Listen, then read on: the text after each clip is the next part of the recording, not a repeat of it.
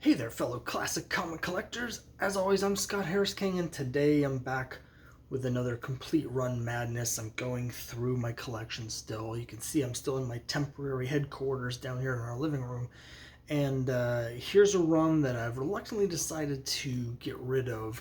There are only a couple issues in this run that I really want to keep. So what I'm going to do is, rather than break the run up, I'm going to sell the whole run off and just rebuy those couple of issues. But before I do that, I wanted to show you the complete run because it's not one you see that often, and it's kind of interesting in certain ways. And it's a complete run of Captain Savage and his Leatherneck Raiders. Sort of his Leatherneck Raiders. So this is a spin-off from Sergeant Fury. Here's issue 1, and there's going to be a point where you'll be able to see where in the Marvel timeline this falls. I'll show you when we get to it. But this here is the first issue. Now, Captain Savage is a character that had first appeared way back in Sergeant Fury number 10. I don't think he's actually given a name at that point. He's just the Navy captain with the beard who takes them on the mission. But they kept bringing him back anytime the Howlers would have a mission where they needed the Navy to deliver them somewhere, usually in the Pacific. They would have Captain Savage be the one to bring them. So at the beginning of this series, basically what happens is Captain Savage gets his own team of Howlers, basically. He gets this motley crew of specialists, most of whom are like in the Marines and stuff, but for some reason they're being led by a Navy captain who doesn't like have a boat. I mean, they go on missions where they need a boat, but it's a little bit like the Losers, where there's like people put together from different units. They'll have their own specialties or whatever. And if you like Sergeant Fury, you might like this. Just like Sergeant Fury, this is also being written by Gary Friedrich, who is writing Sergeant Fury at the same time. So he was writing both books, and as we'll see, there is some continuity that goes back and forth between the titles. However, for my money, it's just not as good as Sergeant Fury. The characters aren't as interesting. To me, there is formulaic. Like Friedrich took the formula from Sergeant Fury, which he'd only been working on for a short time when this spun off, and basically was like, okay, let's just make some characters like that. And I don't know, the conflicts feel forced. It just doesn't feel as natural, and it feels very much like a copycat. So the series only lasted 19 issues, but there are some cool parts to it. For instance, here we are in issue 2, we get the return of Baron Strucker. Now, at this time, you can see that it's also got a Hydra appearance. This is something where I don't remember if Baron Strucker... I'm just trying to do some calculations in my head. I don't remember if he had been killed yet or not in the present Marvel, but it's right around the time where he had just been appearing in Strange Tales. This is something where people buying this off the stands would have recognized Hydra and Baron Strucker from those Strange Tales appearances. And of course, Baron Strucker first appeared in Sergeant Fury in issue 5, so he's a long-time Sergeant Fury foe to begin with. But the Hydra elements, which originally were only in the present day, are brought into the World War II in this storyline. Here's another one, 2 against Hydra. It's issue number 3. So there is some like universe building going on in these stories, so that's kind of cool. And then the third part of the storyline, issue 4. Here's a cover you probably don't want made into a giant poster for your wall, or maybe you would. Be a good fat head poster, I suppose. But yeah, so here's issue 4, the end of the Baron Strucker storyline. Then we get issue 5, and just sort of a generic thing here, but issue 6 is where we get a couple really interesting stories. This is one of the issues that I'm going to be rebuying. It's, again, Captain Savage number 6, and it says here, mission to save a Howler. Now, this has a house ad in the back of it for Avengers Annual number 2. So this came out about the same time as Avengers 56, like between 56 and 57, which means that it came out just after the big expansion of books in 1968. So Captain Savage, number 1, the whole series is part of that 1968 expansion where they started putting out all these new titles. So S.H.I.E.L.D. #1 would have just come out, Captain America 100, Iron Man 1, Doctor Strange 169, all of that stuff, but they also included a bunch of other things. Now, in this issue, it's to save a Howler. This actually is a crossover with Sergeant Fury. In Sergeant Fury #54, we get a story basically around that time. Izzy Cohen, who's the Howler here, had been captured during a mission in the Pacific, and in this issue, Captain Savage and the Leatherneck Raiders basically liberate a Japanese internment camp where they rescue Izzy Cohen. So it's an important issue. If I have a complete run of Sergeant Fury, which I haven't shown you yet, but I will at some point. And if you read Sergeant Fury, you need to get this issue to get the end of that storyline.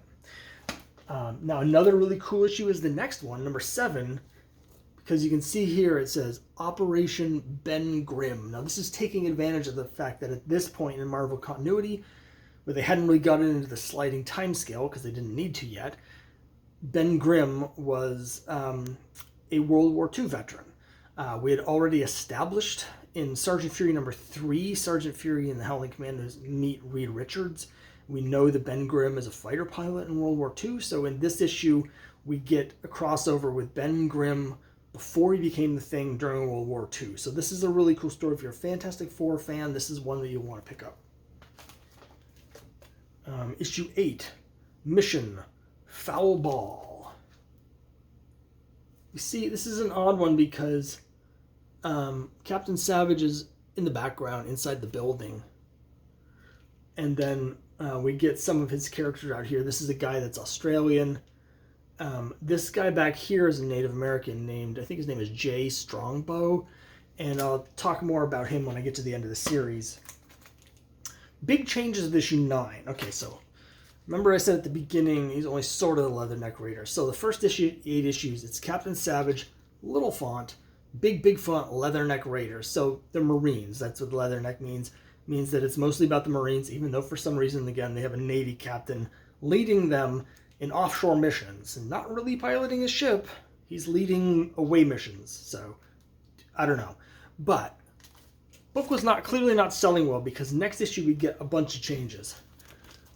Now it's called Captain Savage, and then in the little print, his Battlefield Raiders. So forget the Leatherneck part. It doesn't matter that they're Marines anymore. We're emphasizing the fact that it's Captain Savage. They also changed his look. So instead of being a Navy captain with a big beard, the Navy uniform is gone, the beard's been shaven off, and now he looks just like Nick Fury. So they're making him as generic as possible and basically taking away the only interesting thing about the character in an effort to save the book and make it more marketable to Sergeant Fury fans. But the other thing they're doing, you may have noticed on that cover, is the great John Severin is now doing most of the covers. So here's issue 10.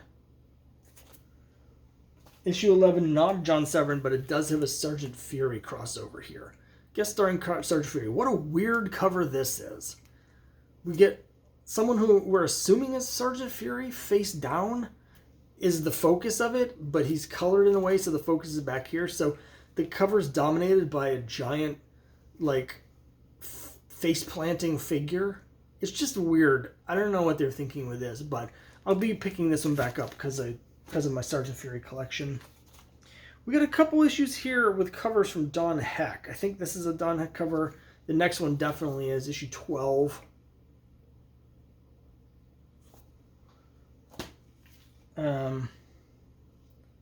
13.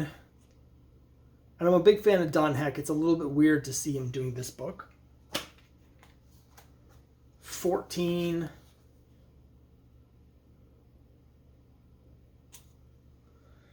Then we're back to the John Severin covers. This is a great cover.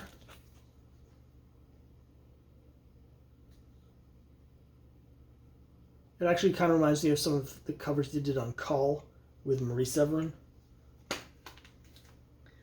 16.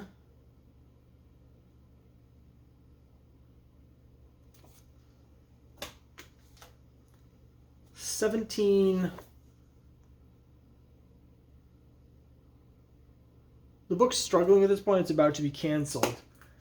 But it's interesting. It lasted longer than some of the titles, but also like Silver Surfer was one of the books from '68 that also made it to issue 18 and got canceled.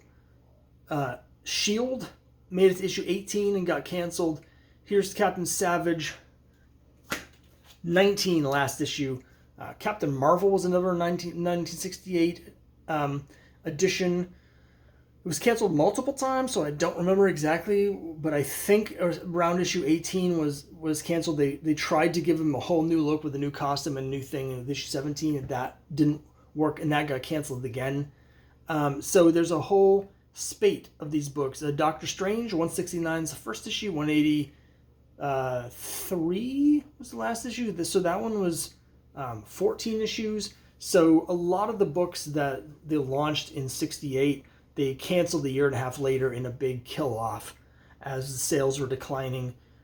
It's known that a lot of books sales were going down across the board. DC had a lot of cancellations at that time. So we're talking beginning of 1970. That's when you see a lot of books being canceled at both ends, both companies. But here's the last issue, really low grade. Here they are in a submarine, but it's just the end of the series. So I mentioned I was going to talk a little bit about Jay Strongbow at the end of the video. After the series was canceled, a couple years later, in 1972, Gary Friedrich spun out another Sergeant Fury spinoff, which is Combat Kelly and His Deadly Dozen. And that book had a tryout story in the page, like a backdoor pilot in the pages of Sergeant Fury around issue 98, where you get introduced in that storyline. Instead of Combat Kelly leading the Deadly Dozen, it's actually Dum Dum Dugan, and it's a blatant ripoff of the Deadly Dozen movie. But what happens is when one of the characters in that group is Jay Strongbow, and so he goes on to become one of the Deadly Dozen, and so he's in all 9 issues of Combat Kelly and the Deadly Dozen after the end of this series. So that's interesting, or one of the backup characters is carried on into a different series, not Captain Savage, the main character, and he dies along with the rest of the team in Combat Kelly number 9. So that's it for this time. That's the complete run of Captain Savage's Leatherneck Raiders. Not a great series, but it does have some interesting aspects to it. So if you're into war comics, or if you're a big Marvel head with the continuity stuff, there's definitely some reasons to take a look at some of these issues. Some great artwork, again, some unusual artwork. You don't really see Don Heck doing this sort of thing very often. So it's a cool series. It just doesn't really fit with my collection that much anymore. I've never actually read the entire series. I've read about half of it, and it was not good enough to make me want to spend my time reading the other half. And I've had it for 10 years, and I'm never going to get around to reading the rest of it because life's too short for that, for me personally. But you might like it, so let me know what you think in the comments down below. I appreciate you watching, and I'll see you next time.